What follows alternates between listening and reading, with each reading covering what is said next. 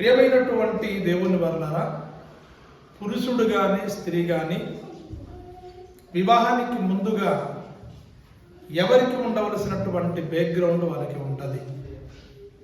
భర్తకు ఉండవలసినటువంటి బ్యాక్గ్రౌండ్ భర్తకు ఉంటుంది, భార్యకు ఉండవలసినటువంటి బ్యాక్గ్రౌండ్ భార్యకు ఉంటుంది. ప్రియులారా, మరి భర్త కంటే భార్య ఉన్నతంగా చదివి ఉండవచ్చు, లేదా భర్త కంటే మంచి ఉద్యోగం భార్య చేస్తూ ఉండవచ్చు. తన ఒక సొంత ఇంటి నుండి భర్త ఇంటికి కొన్ని లక్షలు కోట్ల ఖరీదైనటువంటి కట్నము భర్త ఇంటికి తీసుకొచ్చి ఉండవచ్చు. భర్త కంటే భార్య మంచి అందము సందము కలిగి ఉండవచ్చు, మంచి వెండి బంగారము ధన సంపదన కలిగి ఉండవచ్చు. భర్త కంటే తన కుటుంబము తనకు అండదండగా ఉండవచ్చు, బ్యాక్ సపోర్ట్ ఉండవచ్చు, బ్యాక్గ్రౌండ్ ఉండవచ్చు. కానీ వివాహం చేసుకున్న తర్వాత ఎంత పెద్ద అధికారం ఉన్నా, ఎంత ఉన్నతమైనటువంటి పదవులు ఉన్నా, ఎంత ఆస్తిపాస్తులు ఉన్నా, వివాహం చేసుకున్న తర్వాత కట్టుకున్న భర్త చదువు ఉండవచ్చు, ఉండకపోవచ్చు, కట్టుకున్న భర్త అందం ఉండవచ్చు, ఉండకపోవచ్చు, కట్టుకున్న భర్తకి బండి ఉండవచ్చు, ఉండకపోవచ్చు, కట్టుకున్న భర్తకి ఇల్లు జల్లు సరిగా ఉండవచ్చు, ఉండకపోవచ్చు. కానీ వివాహం చేసుకున్న తర్వాత ఒక భార్యగా, ఒక సతిమణిగా భర్త ఎడల ఎలా బ్రతకల్లో దేవుడు బైబిల్ గ్రంథములో ఎన్నో అద్భుతమైనటువంటి మాటల్ని వ్రాయించాడు. గనుక ఈరోజు మనము ఆ విషయాల్ని ఒకటి తర్వాత ఒకటి కూలంకుషముగా నేర్చుకోవడానికి మనము ప్రయత్నం చేద్దాం. ప్రియులారా, మొట్టమొదటిగా ప్రియులారా, ఎఫెసీ పత్రిక 5వ అధ్యాయము 24వ వచనాన్ని దయచేసి ఎవరైనా గట్టిగా చదవండి. ప్రియులారా, సంఘము క్రీస్తునకు లోబడినట్లుగా భార్యలు కూడా ప్రతి విషయములోను తమ పురుషులకు లోబడవలెను. ప్రియమైనటువంటి దేవుని వలన ఇక్కడ మనము చూడగలిగినప్పుడు సంఘము క్రీస్తునకు లోబడినట్లుగా, సంఘము క్రీస్తును లోబడుతుంది. సంఘము క్రీస్తుకు లోబడాలి. ఎందుకు సంఘము క్రీస్తునకు లోబడాలి అంటే, సంఘం కోసము యేసు ప్రభు వారు తన ఒక స్వారక్తం ఇచ్చి సంపాదించుకున్నాడు. యేసుక్రీస్తు వారు తన ఒక రక్తంతో సంఘాన్ని కొన్నాడు. ఒకనప్పుడు మనము విలువలేని వారు, ఒకనప్పుడు మనము చీకటిలో ఉండేవారు. కానీ దేవుడు ఆశ్చర్యమైనటువంటి తన వెలుగులో నడిపించి మనకంటూ గొప్పవారిగా దేవుడు చేశాడు గనుక, తన ఒక రాజ్య నివాసులుగా చేశాడు గనుక, పరలోక సంబంధులుగా దేవుడు చేశాడు గనుక సంఘము క్రీస్తునకు లోబడవలెను. సంఘము క్రీస్తునకు ఎలాగైతే లోబడుతుందో సేమ్ అదే విధముగానే కట్టుకున్న భార్య, వివాహము చేసుకున్న భార్య కూడాను తన ఒక భర్తకు లోబడాలి అని దేవుని లేఖనాలు సెలవిస్తూ ఉన్నాయి. కానీ ఈరోజు చాలా మంది వాక్యానికి వ్యతిరేకముగా చాలా మంది భర్త పట్ల ఎలా ప్రవర్తిస్తూ ఉన్నారంటే, భర్తకు లోబడవలసినటువంటి స్త్రీలు, భార్యలు భర్తని తిరుగుబాటు చేస్తూ ఉన్నారు. భర్తని కొట్టడం, భర్తని తిట్టడం, భర్తని టార్చర్ చేయడం, భర్తని అవమానపరచడం, భర్త యొక్క విలువల్ని రోడ్డు వరకు తీసుకెళ్లి పరువు తీయడం, ఇటువంటిది వివాహం చేసుకున్నటువంటి భార్యలు చెయ్యకూడదు. భార్యలు భర్తకు లోబడాలి తప్ప తిరుగుబాటు చేయకూడదు అని దేవుని లేఖనాలు సెలవిస్తూ ఉన్నాయి. ఎంత పెద్ద పెద్ద ఉన్నతమైనటువంటి పదవులు భూమి మీద ఉన్నప్పటికీ నీ భర్తను నీవు ఖచ్చితంగా లోబడాలి అని దేవుని లేఖనాలు సెలవిస్తూ ఉన్నాయి. నీ భర్తని కనుక ఒకవేళ లోబడకపోతే దేవుని వాక్యానికి వ్యతిరేకంగా ప్రవర్తిస్తూ ఉన్నావు. దేవుని వాక్యము నీ బట్టి దూషించబడుతుంది అని దేవుని యొక్క లేఖనాలు సెలవిస్తూ ఉన్నాయి. భర్తని ఎందుకు లోబడాలి, అసలు బైబిల్ ఎందుకు లోబడాలని చెప్తుందో బైబిల్ గ్రంథము నుండి మరికొన్ని మాటల్ని మనము ధ్యానిద్దాం ప్రియులారా. 1 కొరింథీయులకు రాసిన పత్రిక 11వ అధ్యాయము 8వ వచనాన్ని దయచేసి ఎవరైనా గట్టిగా స్పష్టంగా చదవండి ప్రియులారా. ఏలయనగా స్త్రీ పురుషుల నుండి కలిగిన గాని పురుషుడు స్త్రీ నుండి కలుగలేదు. చాలండి. చాలా అద్భుతమైనటువంటి మాట ఇక్కడ కనబడుతుంది ప్రియులారా. పురుషుడు నుండి స్త్రీ సృష్టించబడింది గాని స్త్రీ నుంచి పురుషుడు సృష్టింపబడలేదు అని దేవుని లేఖనాలు సెలవిస్తూ ఉన్నాయి. మనందరికీ తెలుసు ఆదము హవ్వల నిర్మాణం లేదా సృష్టి ఎలా జరిగిందో మనందరికీ తెలుసు. ముందు సృష్టింపబడినటువంటి వ్యక్తి ఆదము. దేవుడైనటువంటి యెహోవా నేల మంటితో నరునిగా నిర్మించి వాని నాసికరంధ్రములో జీవవాయువును ఊదగా నరుడు జీవాత్మాయేను. దాని తర్వాత దేవుడు ఆదమును గాఢ నిద్ర కలుగజేసి ఆదములో నుండి ఒక ఎముకని తీసి స్త్రీనిగా నిర్మించి ప్రియులారా ఆ స్త్రీని ఆదమును వివాహం చేసినట్లుగా పెళ్లి చేసినట్లుగా మనం చూస్తూ ఉన్నాం. గనుక పురుషుడు నుండి ప్రియులారా స్త్రీ వచ్చింది, స్త్రీ నుండి పురుషుడు రాలేదు. ఇంకా చదివితే అక్కడ మరొక మాట ఉంటది, పురుషుడు కోసము స్త్రీ నిర్మించబడింది గాని స్త్రీ కోసము పురుషుడు నిర్మించబడలేదు అన్నటువంటి మాట కూడాను అక్కడ వ్రాయబడి ఉంటది. మొదట పురుషుడు, దాని తర్వాత స్త్రీ. పురుషుడు కోసం స్త్రీ నిర్మించబడింది, స్త్రీ కోసము పురుషుడు నిర్మించబడలేదు అన్నటువంటి మాట కనబడుతుంది. గనుక ప్రియులారా పురుషుడిని అనగా సొంత భర్తలకు భార్యలు లోబడవలసిందే, విధేయత కలిగి ఉండవలసిందే. వారి మీద తిరుగుబాటు చేయడానికి ఎటువంటి అధికారము దేవుడు స్త్రీలకు ఇవ్వలేదు అని మొట్టమొదటగా తెలుసుకోవాలి ప్రియులారా. భర్త నిన్ను ఒకవేళ ఇబ్బంది పెట్టినా, భర్త నిన్ను అవమానం కలుగజేసినా, భర్త నిన్ను అవమానపరిచినప్పటికీ నీ భర్తని గౌరవించాలి, నీ భర్తని విధేయత చూపించాలి, నీ భర్తని నీవు లోబడవలసిందే. నా భర్త సరిగ్గా చూడలేదు అని, నా భర్త త్రాగుబోతు అని, నా భర్తను కొడుతూ ఉన్నాడని, నా భర్తను తిడుతూ ఉన్నాడు అని, నా భర్తను టార్చర్ చేస్తూ ఉన్నాడని, నా భర్తను ఇబ్బంది పెడుతూ ఉన్నాడు అని నీవు తిరుగుబాటు చేస్తానంటే అవదు, కుదరదు. నీ భర్త ఎటువంటి వాడైనప్పటికీ నీ సొంత భర్త గనుక ఆ భర్తని నీవు గౌరవించాలి అంటే నువ్వు ఖచ్చితంగా నీ భర్తని నువ్వు లోబడవలసిందే. ఏ మాత్రం కూడాను చెయ్యి వేయడం కానీ, తిట్టడం కానీ, కొట్టడం కానీ, తిరుగుబాటు చేయడం కానీ చేసినట్లయితే దేవుని వాక్యానికి వ్యతిరేకంగా ప్రవర్తిస్తున్నావు. నీ వలన దేవుని వాక్యము దూషించబడుతుంది అని దేవుని పరిశుద్ధ లేఖనాలు సెలవిస్తూ ఉన్నాయి. ఇకపోతే ప్రియులారా మరొక వాక్యాన్ని కూడా మనము ధ్యానిద్దాం. 1 కొరింథీ పత్రిక 11వ అధ్యాయము అందులోనే 3వ వచనాన్ని దయచేసి ఎవరైనా గట్టిగా చదవండి ప్రియులు. ప్రతి పురుషునికి శిరస్సు క్రీస్తనియు, స్త్రీకి శిరస్సు పురుషుడు, క్రీస్తునందు శిరస్సు దేవుడనియు. చాలండి, మీరు తెలుసుకున్న వలనని కోరుచున్నాను. ప్రియమైనటువంటి దేవుని వల్లారా ఇక్కడ 3 విషయాలు కనబడుతున్నాయి.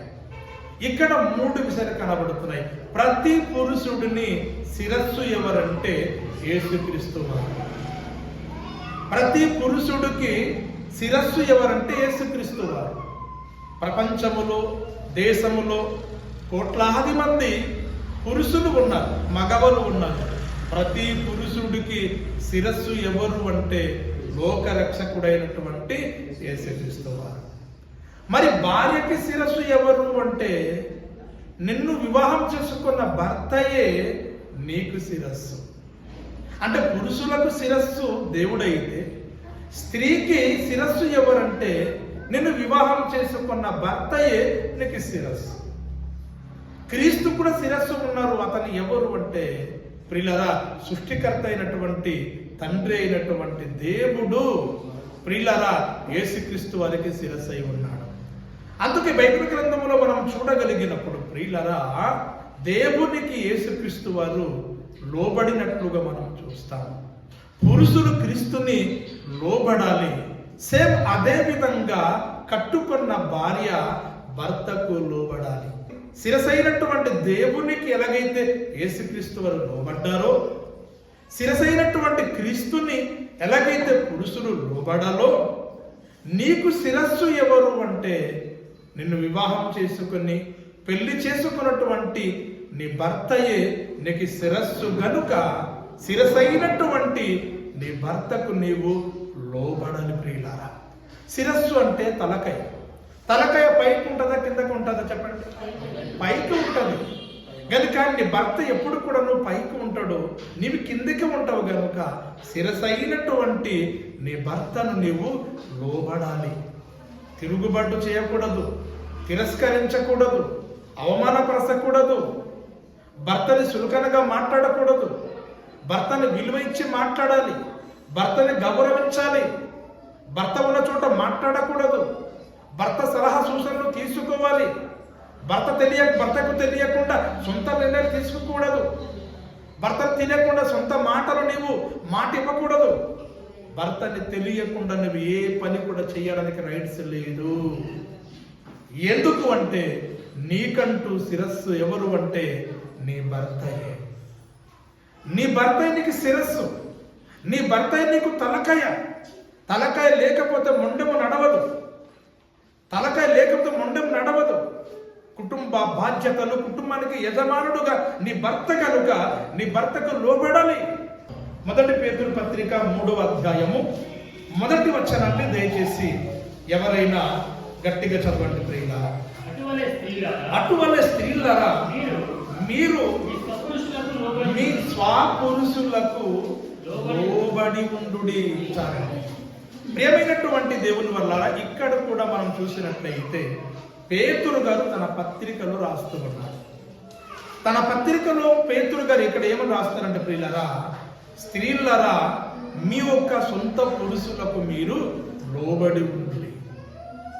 పౌలు గారేమో తన పత్రికలో ఇదే మాట రాశాడు, పేతురు గారు కూడా తన పత్రికలో ఇదే మాట రాశాడు. ఆ 3వ చదవండి. జడలు అల్లుకొనుటయు, బంగారపు నగలు పెట్టుకొనుటయు, వస్త్రములు ధరించుకొనుటయు అను వెలుపటి అలంకరణ మీకు అలంకరణముగా ఉండక. ఏంటంటే మొదటి పాయింట్ ఏంటి అక్కడ చూడండి, జడలు అల్లుకొనుట. చాలా మంది ఆడవాళ్ళండి జడలు అల్లుకుంటూ ఉంటారు. ఎందుకు? కొంతమందికి పొడవు జుట్టు పెరిగి ఉంటుంది కనుక, అంతే కదండి. కొంతమందికి తలకి జుట్టు ఎక్కువ ఉంటుంది కనుక. నిజంగానే పిల్లరా జడలు అల్లుకోవడంలో నంబర్ 1 అండి. బంగారు నగలు పెట్టుకుంటాయి. చాలా మంది బంగారము మెడకి బంగారం, ముక్కుకి బంగారము, చెవికి బంగారం. అర్థమైందండి? ఎందుకు? బంగారం ఉందని చెప్పుకోవడానికి. బంగారం లేకపోతే పెళ్లి ఫంక్షన్కి వెళ్ళరు, బంగారం లేకపోతే శుభకార్యాలకి వెళ్ళరు, బంగారం లేకపోతే మార్కెట్కి దిగరు. ప్రియులారా ఎవరు కావాలండి బంగారం చెప్పండి? భర్తకి లోబడకుండా, భర్తకు విధేయత చూపకుండా, భర్తని గౌరవించని స్త్రీ నువ్వు బంగారం వేసుకుంటే ఏంటి, వేసుకోకపోతే ఏంటి? బంగారంకైనా విలువ ఉంటుందేమో కానీ నీకు విలువ ఉండదు. చాలా మంది బంగారం మీద బంగారం, బంగారం మీద బంగారం, బంగారం మీద బంగారం. ముక్కులు కనమైపోతున్నాయి, చెవులు కనమైపోతున్నాయి, మెడకము కుక్క బెల్టులాగా అయిపోతున్నాయి, ఇప్పుడు ఏమొచ్చింది? వడ్డానం, బంగారపు నట్టు వడ్డానం, బంగారపు వడ్డానం. ఇలా రకరకాలుగా శరీరం అంతా కూడాను బంగారాలు పెట్టుకుంటున్నారండి.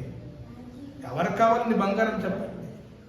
నీ భర్తకు లోబడితే అదే అలంకరణ. నీ భర్తని విధేయత లేకుండా, నీ భర్తకి లోబడకుండా, నీ భర్తని అవమానపరిస్తే, నీ భర్తని రెస్పెక్ట్ మర్యాద లేకుండా, పిల్లరా నీ ఒంటి నిండా నీ బంగారం పెట్టుకున్న సమాజంలో విలువ ఉండదు, సంఘములో విలువ ఉండదు, దేవుని దృష్టికి కూడాను విలువ ఉండదు. మూడవదిగా ఏమన్నా అక్కడ? మూడవదిగా వస్త్రములు ధరించుకొనుటయు. వస్త్రములు, వస్త్రాలు. ఒకటా రెండా చెప్పండి? ఒక బీరువా సరిపోవటం లేదు, 2 బీరువాలు, 2 బీరువా పుల్లు పట్టాలి, మరొక బీరువా ఆర్డర్ ఇవ్వాలి. అందులో పట్టు చీరలు, జిగ్జగ్ లాంటి బట్టలు, మంచి మోడల్స్. వీళ్ళరా బట్టలు ధరిస్తున్నారండి ఆడవాళ్ళు, మామూలు కాదండి. బజార్కి వెళ్తే షాపింగ్లో మంచి బట్టలు లేవని ఆన్లైన్ చేసుకుంటున్నారండి. మంచి మంచి బట్టలు, అందులో ఖరీదైనటువంటి బట్టలు ఆన్లైన్లో తెచ్చుకొని జిగ్జగ్ తయారైపోయి నలుగురికి కనబడాలి. ఆ రోజు బట్టలు ధరించినందుకు ఒంటి నుండి బట్టలు త్వరగా తీయరు. ఎందుకంటే కాసేపు ఉండాలి, ఒక రౌండ్ బజార్ తిరిగి రావాలి, ఒక రౌండ్ బయటికి తిరగాలి, ఒక రౌండ్ చుట్టాల దగ్గర వెళ్ళాలి, ఒక రౌండ్ తెలిసిన దగ్గర వెళ్ళాలి, ఇంకా మురిసిపోవడానికి ఫోటోలు తీసుకోవాలి. అది ఒక 2-3 సార్లు మొబైల్ చూసుకోవడానికి. ఎవరికి కావాలి ప్రియులారా చెప్పండి? ఎవరికి కావాలి మీ సోకులు, మీ సొగసులు ఎవరికి కావాలి? అలంకరణ బంగారము కాదు, నీ అలంకరణ జడలు కాదు, నీ అలంకరణ వస్త్రాలు కాదు. నీ అలంకరణ తెలుసండి, నీ భర్తని లోబడుటయే నీకు ఉండవలసిన అలంకరణ. నీ భర్తకు లోబడవలసిందే నీకుండవలసిన అలంకరణ. నీ భర్తకు లోబడవలసిన అలంకరణలు ధరించక ప్రియులారా లోకపరమైనటువంటి బాహ్యపరమైనటువంటి అలంకరణను ధరించి భర్త దగ్గర మంచిగా కనబడుతున్నానేమో, దేవుని దృష్టికి మంచిగా కనబడుతున్నానేమో, సంఘములో మంచిగా కనబడుతున్నామో అని మీరు అనుకుంటే మిమ్ముని మీరు మోసపోతారు. జాగ్రత్త. ఇకపోతే పిల్లల కిందకి మరొక వాక్యం ఉంటే చదవండి. అటువలే పూర్వము దేవునికి ఆశ్రయించిన పరిశుద్ధ స్త్రీలు తమ ఒక స్వపురుషులకు లోబడి ఉండుట చేత తమ్మును తాము అలంకరించుకున్నారు. చూసారండి, పూర్వమట దేవునికి ఆశ్రయించిన స్త్రీలు, దేవుని యందు భయము భక్తి కలిగినటువంటి స్త్రీలు అట తమ ఒక స్వపురుషులకు లోబడుట చేత తమ్మును తాము అలంకరించుకున్నారటండి. వెండి బంగారము కాదు, నీ భర్త ఎదుట నువ్వు అలంకరించుకోవాల్సింది, దేవుని ఎదుట నీవు అలంకరించుకోవాల్సింది ఏడు తెలుసండి? అక్షయమైనటువంటి అలంకరణ అని చెప్పాడు. ఏమిటి అక్షయమైన అలంకరణ అంటే? సాధుగుణము, మృదువైనటువంటి మాటలు, నీ హృదయ అంతరంగాన్ని అలంకరించుకోవాలి అన్నాడు. నీ స్వపురుషుణ్ణి లోబడుట, దేవుని ఎదుట, నీ భర్త ఎదుట అక్షయమైనటువంటి అలంకరణ. పూర్వమందునటువంటి స్త్రీలు, దేవునికి ఆశ్రయించినటువంటి పరిశుద్ధులు తమ ఒక స్వపురుషులకు లోబడుట చేత తమ్మును తాము అలంకరించుకున్నారు. చక్కగా అలంకరించుకున్నారు, చక్కగా తయారయ్యారు. ప్రియులారా, ఈ విధంగా మీరు భర్త ఎదుట అలంకరిస్తూ ఉన్నారా?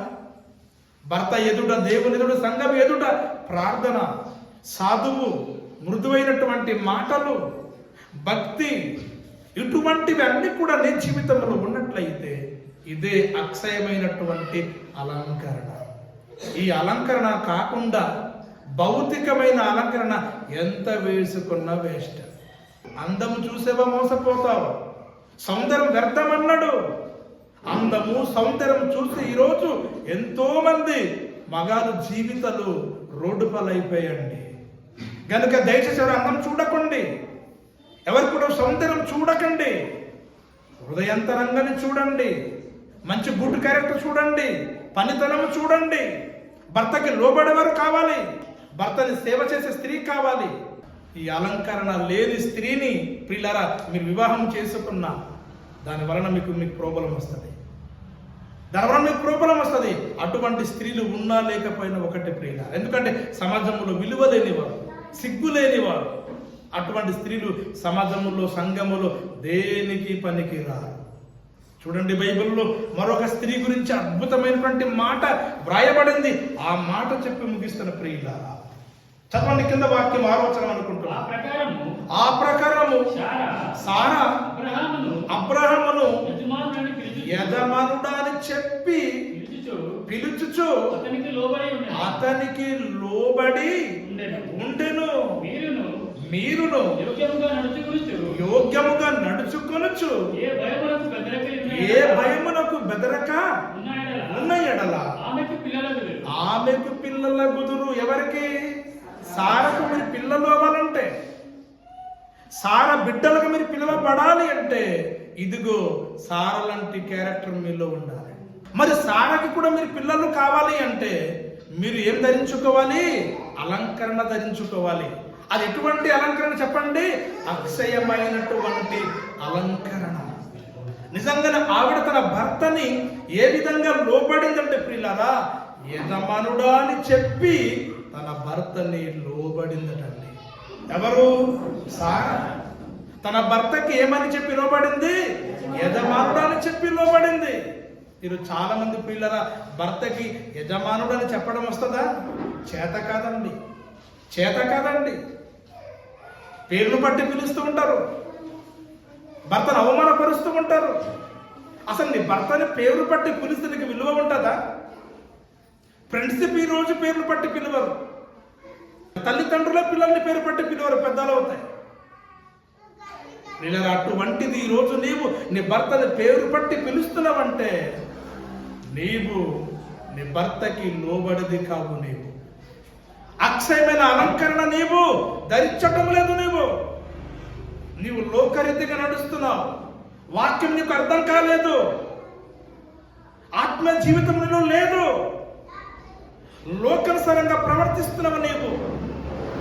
నీకంటే హైందవ స్త్రీలు బెటర్. వారికి బైబిల్ లేకపోయినా, వాక్యం లేకపోయినా భర్త ఎడల ఎలా ప్రవర్తించాలో తెలుసు. భర్త కూడా ఏ విధంగా అణిగి ఉండాలో, ఎలా విధేయత కలిగి ఉండాలో తెలుసు. భర్తను ఎలా రెస్పెక్ట్ ఇవ్వాలో తెలుసు. భర్త దగ్గర ఏ విధంగా లోబడి ఉండాలో తెలుసు. భర్తని ఏమండి అని పిలుస్తారండి, పేరు పట్టి కూడా పిలువరండి. కానీ ఈ రోజు నీవు ఒక మగరాయుడు లాగా నీ భర్తని పేరు పట్టి పిలుస్తున్నావంటే నువ్వు మగరాయుడు, నువ్వు ఆడది కావు. ప్రియులరా, నీ భర్త ఎవరు తెలుసా? యజమానుడు. అప్పుడే చెప్పినట్లుగా నువ్వు కలెక్టర్ అయి ఉండవచ్చు, నీ ఎంఆర్ అయి ఉండవచ్చు, నీ పిఓ అయి ఉండవచ్చు, నువ్వు ఎంత పెద్ద అధికారి అయి ఉండవచ్చు, నీ ఎంత గొప్ప నాయకురాలు అయి ఉండవచ్చు. కానీ నీకు మాత్రం యజమానుడు ఎవరు తెలుసా? నీ భర్త. నీకు శిరస్సు నీ భర్త. గనుక నీ భర్తను నీవు లోబడాలి.